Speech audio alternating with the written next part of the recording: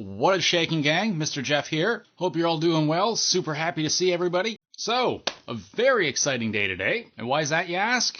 Because Waves and Abbey Road have teamed up and finally, did I say finally?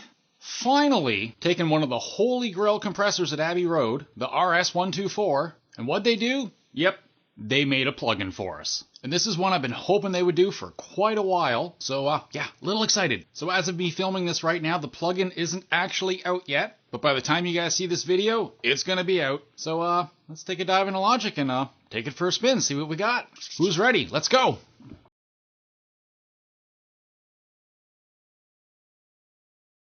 Alright everyone, so here we are. This is the Waves Abbey Road RS124. Now as you can see, it's a pretty basic compressor. It's a little more advanced than an LA2A, but probably more on par with like a Fairchild, just with some different parameters. So we'll go over the controls quickly and then we'll hear how this thing sounds. Now like I'd mentioned earlier, at the time of me recording this video, this plugin is not released yet, so what you're seeing right now might change. And right off the hop, you might notice there's a couple of things that are missing that are generally in Waves plugins, especially when they're modeling vintage gear, which again may or may not be added by the time the plugin's actually released. First one being that there's no noise control. Now on a lot of their vintage plugins you'll have an option to turn on 50 or 60 cycle noise, which isn't on this. And also currently the input and output controls, there's no way to link them, so you have to adjust them separately. Again, that may or may not be added, but just so that you guys know. So the first button we have is the auto hold, as you can see here. Now this is a slow compressor. It's got a pretty slow attack time. There's actually two separate attack times, but we'll get into that in a minute. So that button basically just kind of locks the parameters of the compressor. I read the documentation I got from Waves, but for some reason this parameter just kind of my brain didn't click into it, so we'll just kind of gloss over this one. We'll let somebody else explain it. Next you have your recovery time. This is your release time, so whether you want it to have a fast release or slow release or anywhere in between, it's pretty standard. Next we have the input control. Now again, on this compressor, it's a fixed attack time. There's no ratio to adjust, and there's no threshold to adjust. So just like on an LA2A, the harder you drive this input control, the more compression you're going to get. That's basically how this works. In the center here, we have our meter, which we can set to input, gain reduction, or output. And with the little screw, again, you can calibrate it if you want. By default, again, it's set to 18. Pretty standard. Over here, we have our output control. Again, this controls the final level coming out of the compressor itself. Again, pretty standard stuff. Next, we have the unit type. Now, Waves modeled a couple of different units because Abbey Road has a few different units. And each one's a little bit different, and they all kind of have their different roles within Abbey Road Studios. So the studio unit is typically one that they would use for tracking. It's a little more aggressive, you can get a little more squash sound out of it. Cutter, on the other hand, has a slower attack time and isn't as aggressive and isn't as squash sounding. That's the unit I believe that they have in the vinyl cutting room. Pretty sure. And then the last button is the Superfuse button. Yeah, that's actually a button. So if you click that, you'll watch the recovery knob graze itself out. So when you activate Superfuse, what's happening is the recovery time and the attack time are being matched, and then this thing gets super nasty. So if you want the compressor to get really aggressive and just add a lot of grit, this is the mode you're going to want to put it in. And last but not least, we can click the expand button here. This is just standard stuff here. You get your high pass filter, so anything below the level that you set is not going to affect the compressor. That way, you know, if you're putting it on a drum bus, you don't have the kick drum activating the compressor when you don't want it to. And then your mix knob, so you can adjust how much of the compressed sound versus the unaffected sound you want mixed together. You know, parallel compression, New York style compression. That's what that knob's for. So with all that out of the way, let's hear how this thing sounds.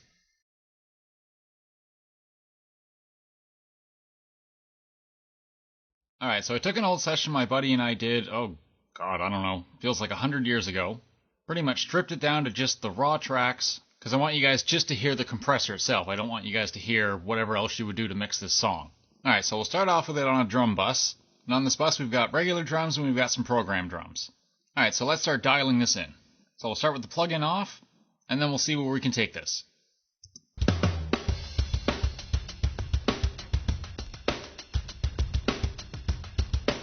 Alright, so the plug-in's on, no compression happening right now. Let's dial up the input control.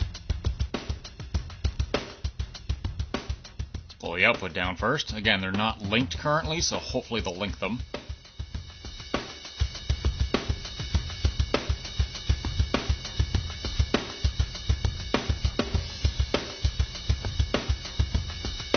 How about there? Sounds good to me. turn it off.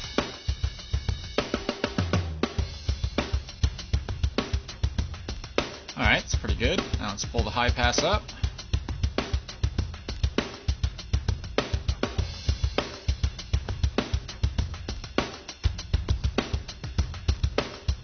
Oh, there sounds right to me. Alright, let's compare. On. Now we'll turn it off.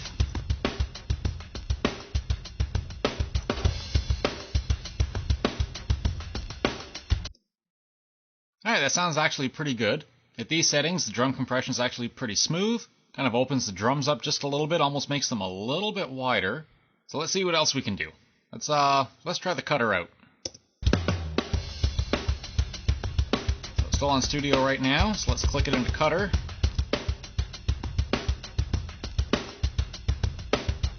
We'll go back. And one more time. Now again, like I said before, on the cutter setting, the attack time's a little bit slower, and the overall compression isn't quite as squash sounding. You know that squash sound that you get, right, when you really hit it hard. So now let's check this out in superfuse mode. So we'll go back to studio, and get this playing again.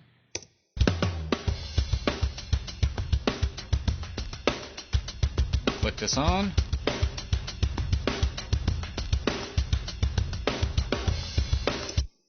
And it just annihilates it.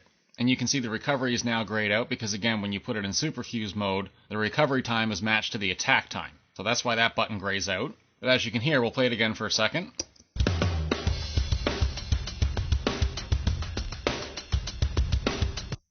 It gets very squished. So turning a superfuse mode on would be really good, for example, on room mics on a drum kit. Or some really heavy, aggressive vocals, which we'll get to in a bit. Now on top of the superfuse, let's drive the input a little bit harder and see what we get.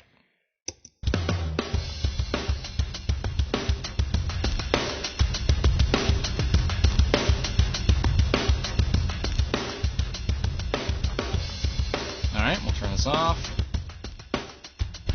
Still a little loud, hold on.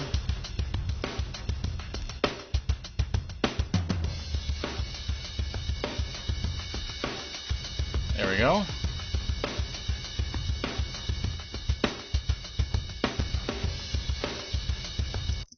Yeah, so you can smash things pretty hard with this compressor. And this is how I ended up dialing it in for these drums. This is what I thought sounded the best for the drums, so let's check this out.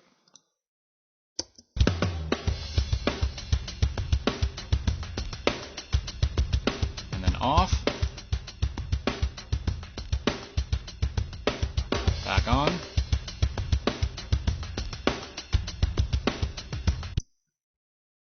Awesome. Alright, let's move on to bass now.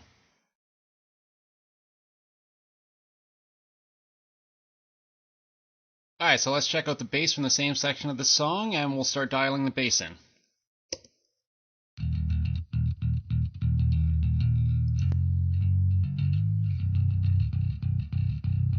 There's no compression happening yet.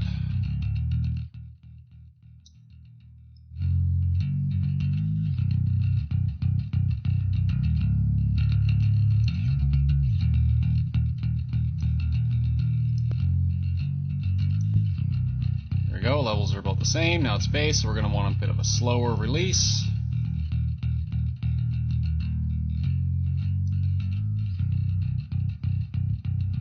That sounds pretty good. Side chain, or not side chain, we can high pass this a little.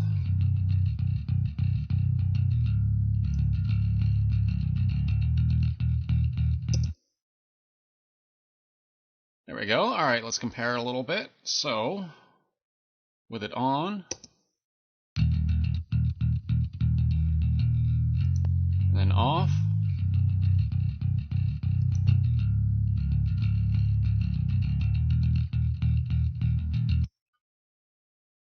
alright, that's pretty good. Now, we can check out the superfuse on this.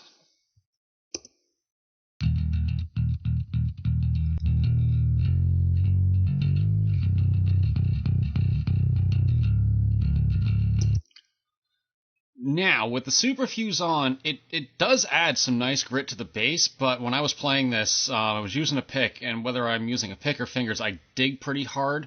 So you can hear that last second, it gets really clicky when I'm digging too hard, so I don't particularly like it on this. Hold on one sec, you'll hear it.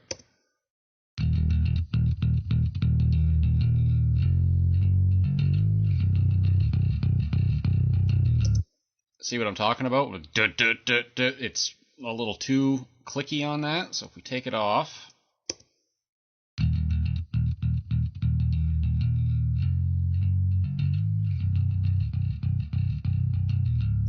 that sounds better to me. Alright, so now we'll take a quick listen to how I'd finalize this beforehand.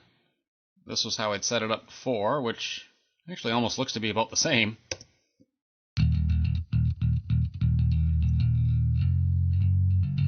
We'll turn it off. And back on. Alright, cool. Let's move on to guitars now. Alright, so again, same section of the song with the guitars. Now, these are pretty heavy, distorted guitars, so there's really no point in compressing them. The only thing I do compression-wise on heavy guitars on a bus is I'll use a compressor, something similar to this, right? Just to get a little bit of flavor and a little bit of color. And I might have maybe at most 2 dB of gain reduction, if that. Because again, they're distorted guitars, they're already pretty squashed as it is, so what's the point in squashing them more? Well, let's take a listen. So this is with it off.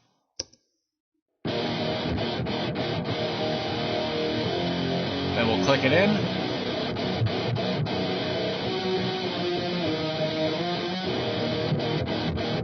And you can hear how it just opens up the guitars just slightly, and again, just kind of like the drums, it just kind of pushes them off to the sides a little bit, just widens them just that little bit. If you listen again. I'll turn it off. And back on. Again, it's very subtle, but this thing isn't compressing whatsoever right now, so it's just adding a little bit of the sound and character from the unit itself onto the guitars. And now we'll open up what I thought sounded best on the guitars. Now again, on the guitar, I just pushed the input just a hair, and I didn't bother with setting the recovery because there's basically no compression happening whatsoever, just on the odd little peak. And to me, it sounded better on the cutter setting, so let's take a listen to that.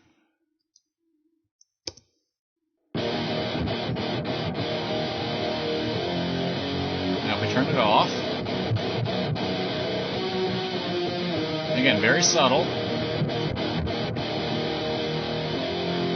And now we'll flip to the studio. See? Back to the cutter.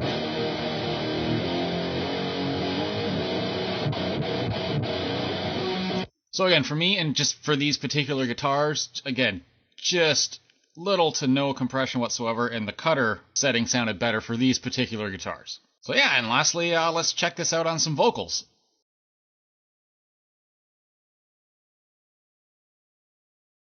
Alright, so moving on to vocals, we'll do a little bit of this plug-in on a vocal bus, and then some of the little bits of individual vocals in this section. So let's hear what we got without the plug-in. Sorry if you can hear that tapping, it's my dog running around above me. How do we not see that the time is quickly running Now we'll turn it on. And we're raising up our voices. Do we dare to scream and shout? Can we see that we're all blinded as we shout? Alright, so this being a heavy section of the song, as you can hear just from that little portion, the vocals are pretty aggressive, so we're going to want to bring that out with the compressor. So let's start dialing this in a bit. How do we not see that the time is quickly running out? And we're raising up our voices. Do we dare to scream and shout?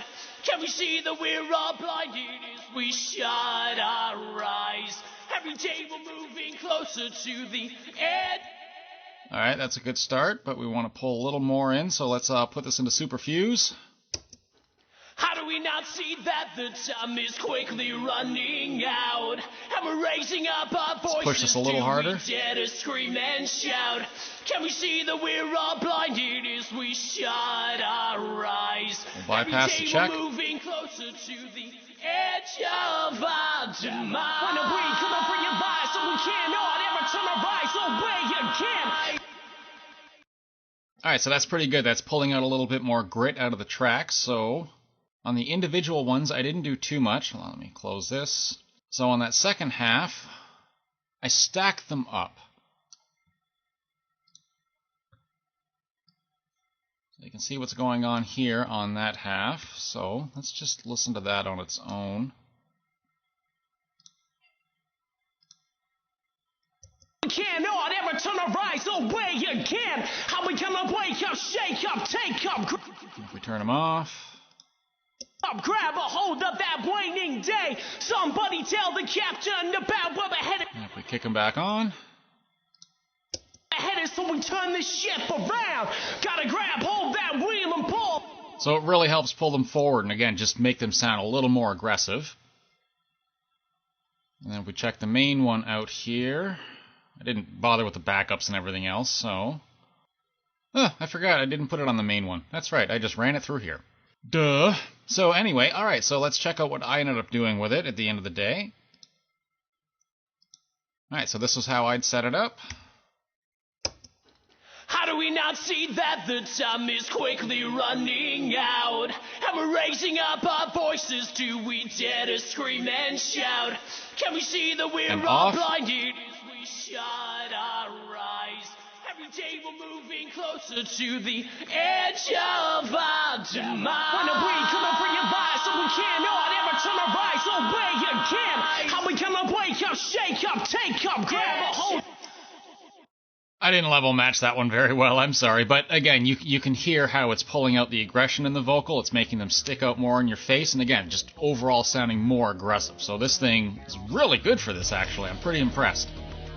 Well, there you have it, gang. Just a small sample of what you can do with the new Waves Abbey Road RS124 plugin. If you guys want to check it out or grab yourselves a copy, there's a link down in the description. It is an affiliate link, so if you buy the plugin via the link, I do get a small kickback, just so that you know. But it does help the channel out, so, thanks.